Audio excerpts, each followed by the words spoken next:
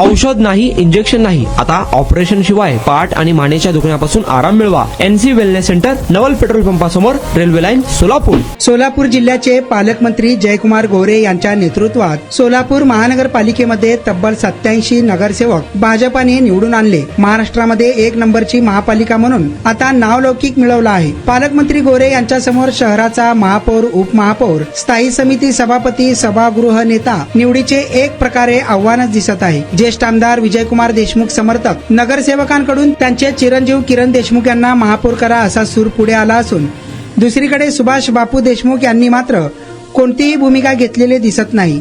दोन्ही देशमुख एकत्र येऊन दबाव टाकू शकतात असे देखील बोलले जात आहे.